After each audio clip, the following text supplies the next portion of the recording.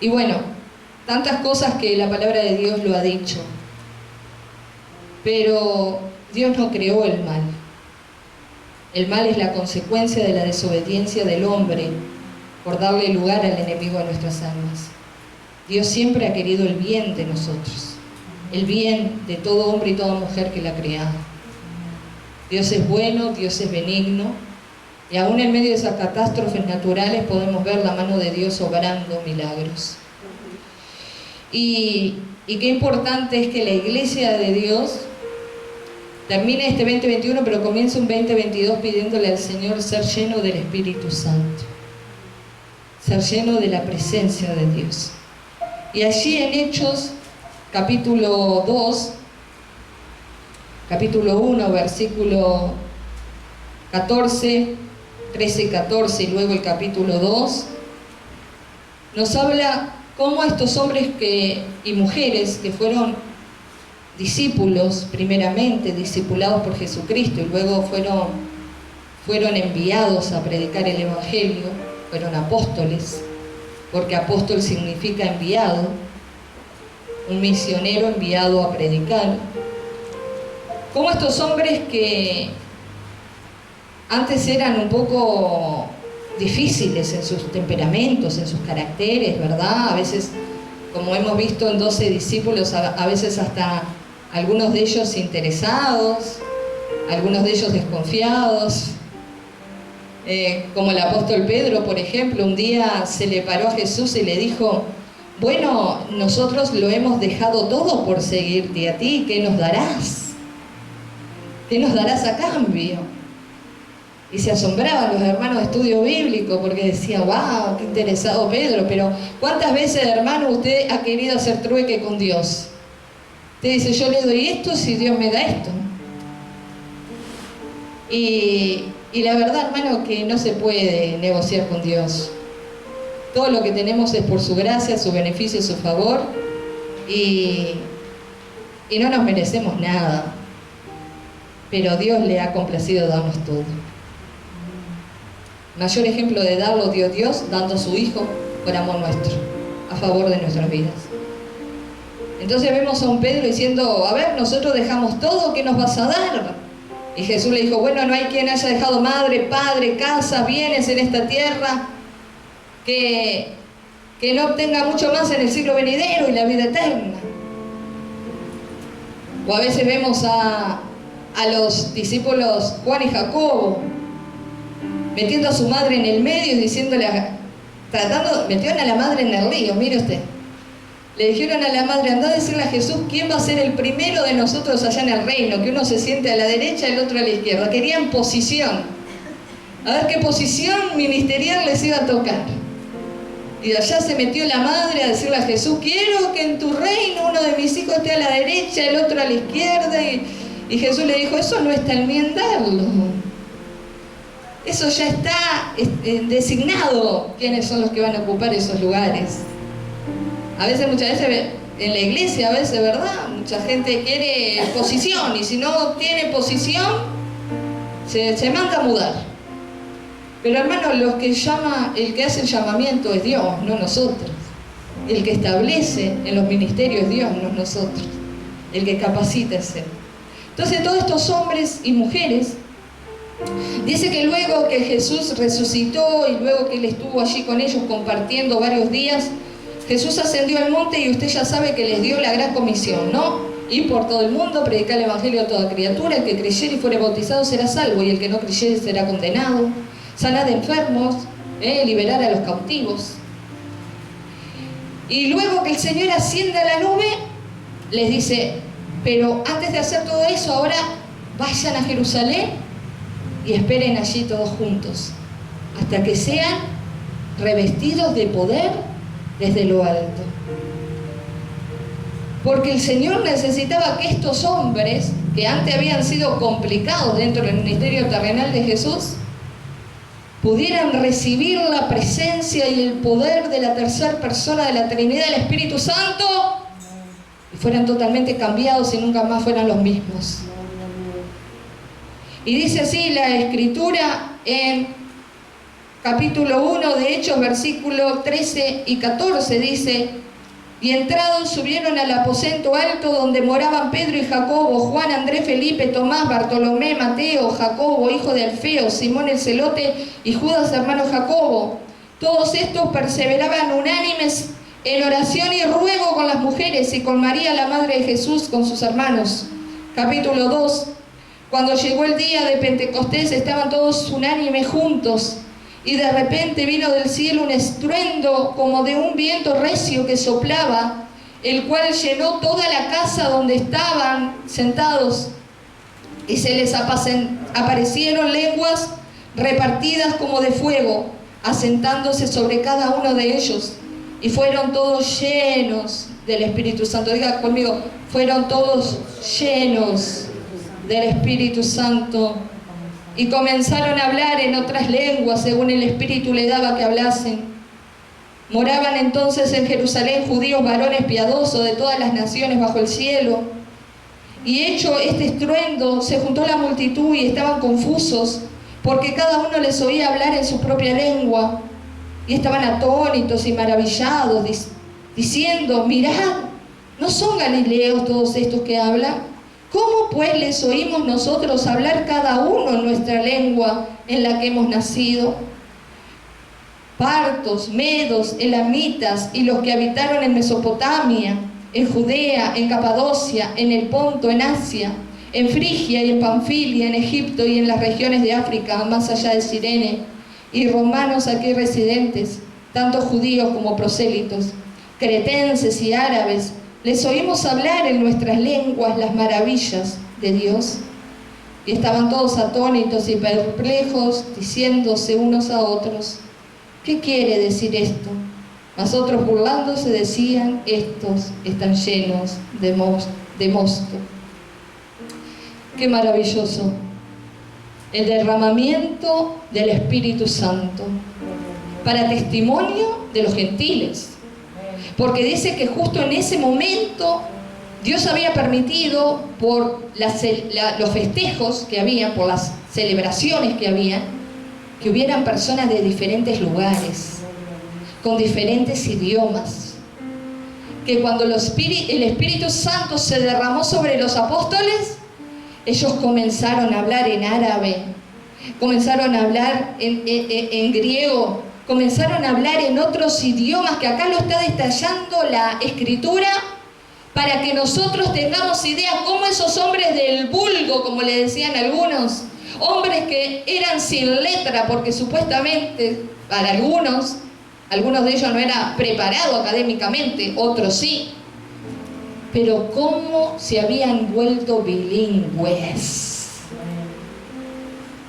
porque no eran ellos quienes hablaban.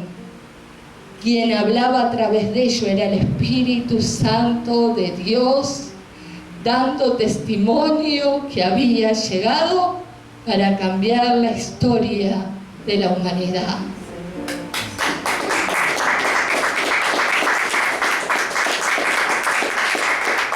El glorioso Espíritu Santo. Ese Espíritu Santo que si Él hubiera descendido en forma corporal de paloma sobre Jesús, Jesús quizás no hubiera tenido el poder y la fuerza como hombre para cumplir su ministerio. Ese Espíritu Santo que levantó a Jesucristo de entre los muertos, confiando un miembro de la Trinidad en el otro, diciendo: Jesús Padre, yo voy, pero diciendo el Espíritu Santo, como lo decía Catherine Kuhlman, diciendo: Jesús, cuando tú vayas, yo también voy a ir para fortalecerte. Y Jesús entrega su cuerpo, y ese Espíritu Santo, en la fidelidad de Dios, lo resucita el tercer día. Y ese Espíritu Santo transformó a estos hombres, a veces egoístas, a veces peleones entre ellos, a veces maledicientes, o a veces negando al mismo Cristo. Los transformó de tal manera ese día que nunca más fueron los mismos. Entregaron sus propias vidas por amor de Cristo y por amor al Evangelio. Cada uno de ellos, sin ser Juan, Murió de muerte violenta, y no quiere decir que no hayan sido violentados con él, por supuesto que sí. Pero no retrocedieron nunca.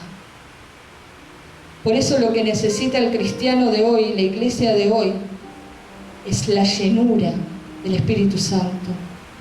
Que el Espíritu Santo descienda sobre cada una de nuestras vidas, sobre cada lugar donde se predica el verdadero evangelio, sobre cada ciudad, sobre cada nación.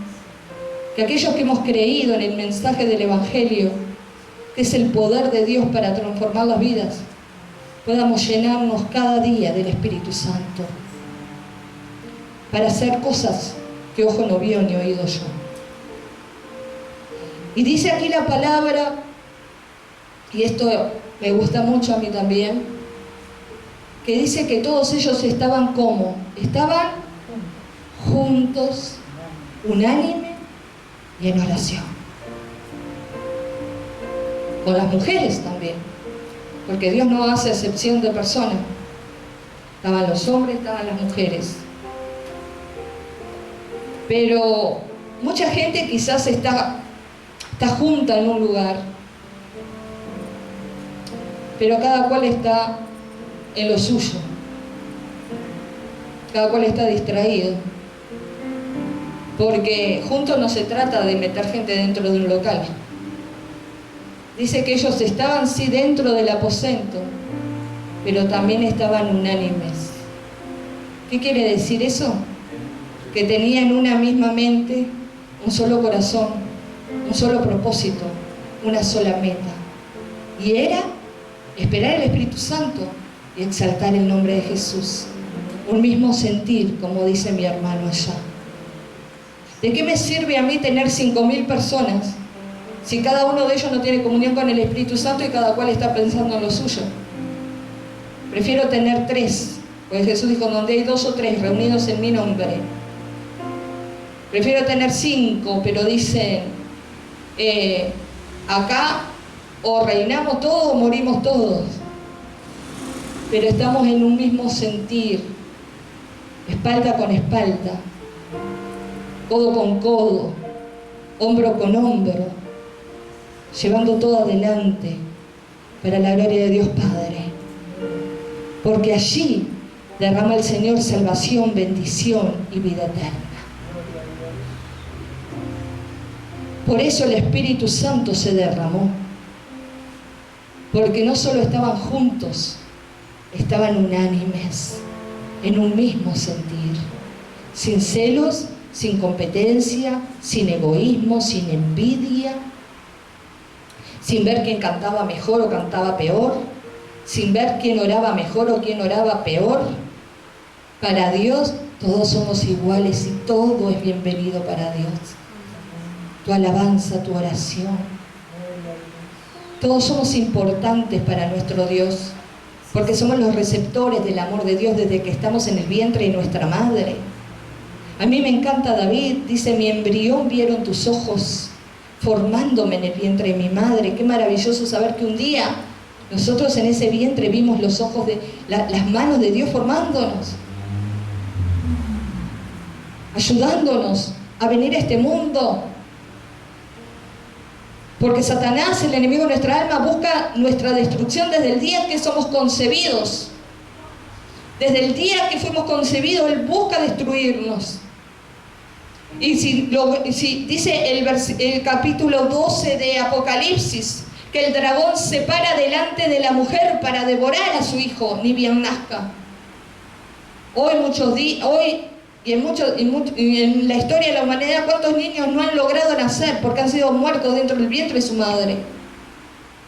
Pero si tú estás aquí y yo estoy aquí, es porque aún hay propósito con nuestra vida. Si el Señor nos ha llamado es porque hay propósito.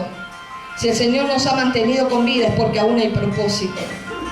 Y debemos procurar cada día la llenura del Espíritu Santo. Y cuánto más cuando sabemos que la venida del Señor se acerca. Cuánto más cuando sabemos que el rapto de la iglesia, el arrebatamiento está a las puertas, que puede acontecer en cualquier momento. Cuánto más debemos llenarnos del Espíritu Santo. Cuánto más debemos buscar de Dios hoy en día. cuánto más debemos dedicar nuestra vida a las cosas espirituales. Ana María compartió recién: hermano, yo deseo que tú tengas salud y que seas prosperado, así como prospera tu alma, decía Juan. Porque el plan de Dios es que gocemos de buena salud espiritual, buena salud en el alma y buena salud también en el cuerpo. Pero todo arranca en el interior nuestro, en andar en una verdadera salud espiritual y llenos del Espíritu Santo de Dios. Y luego las demás cosas serán añadidas. Por eso, seamos sabios en este tiempo, llenemos nuestra vida del Espíritu Santo de Dios, nuestras lámparas con el aceite del Espíritu Santo de Dios. Aquí el Espíritu Santo se manifestó en dos maneras. Una fue con el viento y la otra fue con el fuego, que son símbolos del Espíritu Santo, tanto el viento como el fuego. Primero entró en esa casa como un viento, pero luego se posó sobre ellos como lengüetas de fuego, para darles poder para vencer, para darles poder para testificar de Cristo. Y termino con esto, hermano. ¿Por qué es tan necesario ser lleno del Espíritu Santo? Porque cada uno de nosotros tenemos dones y talentos, y quizás el Señor nos ha dado ministerios mayores o menores, pero necesitamos ser capacitados por el Espíritu Santo para poder funcionar en la obra del Señor. Y también necesitamos ser llenos del Espíritu Santo para poder estar prontos para el arrebatamiento de la iglesia, para las bodas del Cordero. Se lo he repetido hasta la saciedad. La palabra de Mateo 25, Mateo 24 habla de las hambrunas, las pestes, las catástrofes naturales, habla de lo que está pasando hoy en día en el mundo, pero para la iglesia le dice que se prepare, porque habían 10 vírgenes, 5 sensatas y 5 imprudentes. Las sensatas, usted sabe que llenaron sus lámparas con aceite, y además de sus lámparas llenas de aceite tenían una provisión extra, tenían vasijas llenas de aceite. Y las imprudentes no tenían vasijas y sus lámparas tenían un poquito de aceite que ya estaba rancio y que quizás ya se estaba humeando el paño de la lámpara, la despabiladera, cuando se escuchó la voz, y esa voz que dice: viene el esposo, la voz del Espíritu Santo, que dice: viene el esposo, salgan a recibirle. El Espíritu Santo está anunciando hoy, diciendo: ahí viene el esposo, salgan a recibirle. Y dice que las que tenían aceite en sus lámparas y en sus vasijas estaban prontas, entraron a las bodas con el esposo. Pero las 5 insensatas le dijeron a las prudentes: dame de tu aceite. Y la otra dijo: no te puedo transferir mi aceite, mejor anda a comprar. Pero entre que fueron a comprar y volvieron, ya era demasiado tarde. El aceite es símbolo del Espíritu Santo, y debemos tener no solo nuestra lámpara encendida llena del Espíritu Santo, sino tener aceite de reserva en nuestras vasijas. Aceite de reserva de la presencia del Espíritu de Dios, para que cuando digan: ahí viene el esposo, salgan a recibirle, nosotros podamos caminar tranquilos hacia las bodas del Cordero. Por eso la palabra dice: el reino de Dios no es comida ni bebida, sino poder de Dios. Así que yo quiero invitarlo en esta tarde. Vamos a ponernos de pie y vamos a aprovechar esta oportunidad que muchos de